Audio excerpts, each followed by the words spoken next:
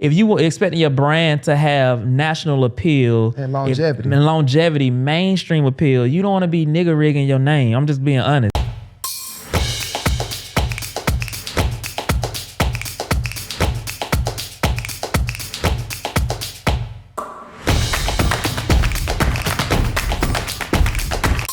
Antoine, why the hell do you think that people can't spell our name right?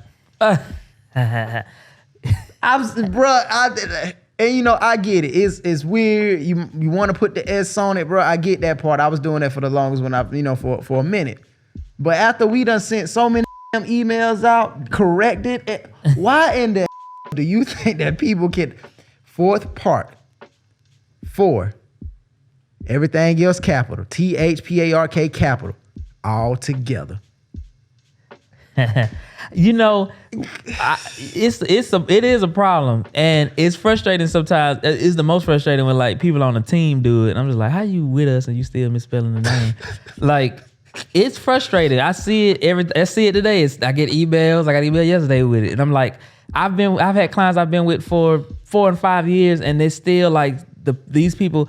I think because it's really the onus is on me, because of how I chose to spell the name out. Because normally when you do first, second, third, fourth, that is always separate from whatever you're gonna say next. First place, second place, first, street, First Baptist Church, whatever it is, whatever you name it is usually 2 separate words. You never really see that as one thing. And we do it all caps, all one word.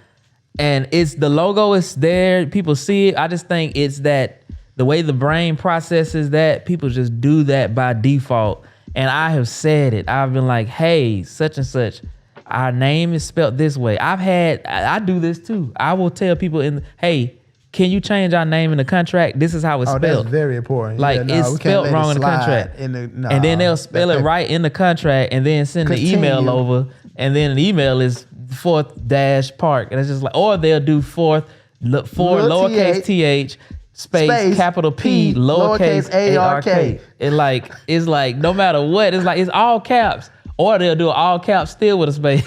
I'm like, it's a game it's funny because not only will they do that, but they won't even land on which one they want to use. Right. So they do all of the above. It just depends on the day it is, and they'll switch it up. Like last week you spelled it this way. Now this week you done just Yeah, I'll be honest, the name the name rolls off the tongue easily. It's nice and tight. Usually when this gets into the branding, because I'm gonna give some pros and cons. Pro is you want to give a name that's easy to say, that when it's said, people naturally can spell it in their mind subconsciously. You want a name that has most of the brands that we respect and know have less than 3 syllables in it. Anything more than 3 syllables it's a rarity. Like Balenciaga has 5 syllables. That's, a fashion house, or Louis Vuitton, 4 syllables. Though even those words are like not English words. But when you think of like, Chick-fil-A or Best Buy or Target, Apple, Samsung, a lot of the brands that we know and respect is usually two syllables is the sweet spot. That's like the Holy Grail. 1 syllable is rare that you can get a brand with just 1 syllable. It's really difficult to do something like that. 2 is a sweet spot. 3 is kind of like, getting into average. Beyond that is like, okay, and you definitely don't want a name with more than 2 words. Right. That starts to get even worse. Even from a designing of the logo and brand identity, the placement of that logo on certain things. Long names are just not great, So having a name that's solid, that's in pocket, 2 syllables, 2 to 3 syllables at the most, 1 to 2 words at the most, is where I would recommend anybody that's coming up with a brand, rebranding, like that's the sweet spot. And also when you're thinking about it, why you want a long ass name? Because you got to have a domain name. Right. And you want to be such and such and such and such. God, I ain't finna type that in, man. Right. You better send me a link, because if you expecting me to just go and search up, no. Right. And even when you think about that, the more letters that are in your name, that's more. Every single letter is an opportunity for a misspelling, which means a person can get it wrong, And then they're going to give up. Y'all got to understand these days, definitely in the generation, the age that we in today, man, just Take it how you want to take it. We like to be spoon fed. So Right. if I'm typing that thing in and I see domain don't exist, I'd probably give it one more. All right, whatever. Right. And I'm out. I'm not finna. Yeah, that's too much. That's It's too a much lot to do. you Yeah. know. So those are the things that I would say be mindful of. And in that, when I came up with the name Fourth Park, I hit all of those things. 2 syllables. It's 2 words, but we put it together as one that's word. one word. So either way, it still kind of meets that criteria. The domain name is right. It's nice and solid. That's 4 THPARK. That's 7 letters. It's nice and tight. The domain name was available, so I get the .com. And it's easy because when we do emails, it's just, Antoine at Fourth Park or whoever at Fourth Park, Right. hello at fourthpark.com. It's Fourth Park. easy for people to remember, lock in. It's just kind of the brain can process it easily. The cons on the other side is the spelling and arrangement of a name.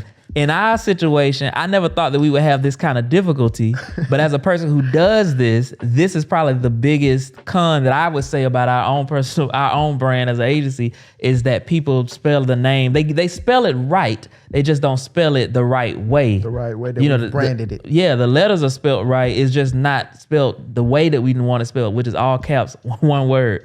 So, think about those things. We, on the other side, we see it now happening, and it's a thing. It's a reoccurring thing. It's almost like every time we introduce somebody to the team or we bring on another client, we have to go through that same so this is process. Make sure you see how we're spelling it. Just do that. And you would think that they would catch on to that. Yeah. And you would think, but no slight to anybody at all. But you would cause I give it a couple of them. I see them do it. I give them a couple of them. And every time that I type back, I make sure that it's somewhere. Right. Oh yeah, we at Fourth Park.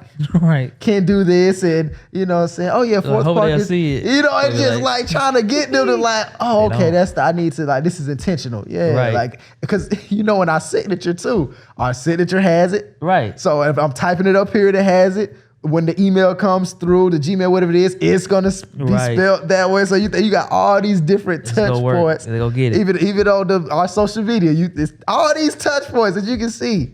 This is how it is, but it's just oh, okay. Yeah, and it just doesn't register. And I've even at a point now where I've actually written out a little text script so that I can just copy and paste. Hey, going forward, make sure you spell our name this way. This is how it's spelled. Just is man, this happens so many times. So that's a rule of thumb, just to let you know.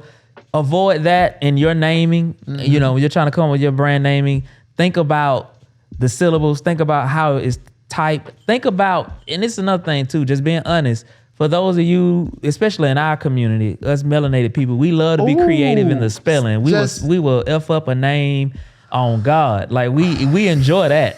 So just be mindful of how you're spelling things. If you were expecting your brand to have national appeal and longevity, mainstream appeal, you don't want to be nigger rigging your name. I'm just being honest. Just coming up with some creative swag. I'm gonna call it, music with a Z. I'm gonna put a Z at the end of the name. All these things that, maybe it was cool in the early 2000s, but now it's people can already know that you are this type of person, or, it could potentially put limitations around your brand. But also just think about that. You don't want to have these difficulties where you're trying to educate people on how to spell it or how to write it. That's time drain. It's also a missed opportunity because if you want people to share the brand and tell others about it, and if they're spelling it wrong, typing it wrong, that could lead to people not being able to find you, and then you've lost that opportunity. Hey, this such person on Instagram, they at the wrong name because they thinking to spell it a certain way, and which leads to a whole slew of different things. Because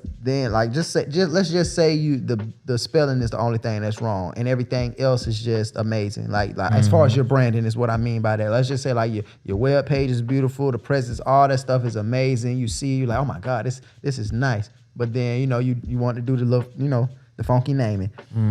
Somebody spell it wrong, and they send whoever it is to another page, and they say oh, this who they is? Oh, no, I'm good. It's just it's so much that just can go around. Now they thinking that this you, and they they're we gonna pass on them. Thank you, we appreciate the opportunity. And if that, it's just it's a lot. And then even on social media too, I've seen tons of posts where a person is adding someone. It happens with individuals, because as personal brands, People They'll be coming up change with all it, kinds of right. names. And then what happens is such and such, who is an influential person, is trying to show and pay homage to this other person, but the @ handle is misspelled. And when you click on it, it is a page that don't exist, or it goes to some random page. You think I'm about to sit here and search and figure out who you are? No, I'm like done with that post. I'm going to the next. I just missed out on opportunity to know who that person is. Right. So it does matter. Your spelling, it matters. The number of syllables, the amount of letters,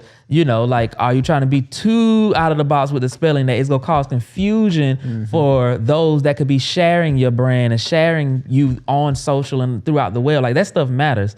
So I would just say, don't do some things that we've done. We've hit certain points well, but there's some things that I look at and I'm like, I hate that we got to keep telling people this. So like, don't fall into that habit of misbranding, Right. if you will. Yeah. Yeah, but I just had to bring that up. Like that was a topic that was just near and dear to my soul. So like, I needed to vent out that there. one. Now, if you've done some misbranding in your own, please let us know in the comments. Let us know what you have to deal with within your branding, if you've had to deal with it, or if you even made the blunder of messing up. Tell us in the comments, man. We'd love to hear your stories. And if you have any topics that you would like to hear us address, please send them over. Make sure if you like this video, please like the video. Subscribe if you haven't already, because we have a slew of beautiful topics when it comes to branding that we think that you should know about. Right. What else they need to do, Tweezy? Share the video out. Let other people know. Get them to like. If you are in need of any type of services related to branding, marketing, design, media content creation, we operate as a full house branding and marketing agency. So definitely reach out to us. There'll be a link to our website in the description. You can come and sign up. We also have an assessment that we offer for free, where we can do like a quick assessment of your brand or your website or your social media, give See you how some much feedback. of alignment that you are in. Right. Look for opportunities where we could add value. But definitely check us out, And I'm Antoine, and I'm the Keldrick. we're We are Fourth Park.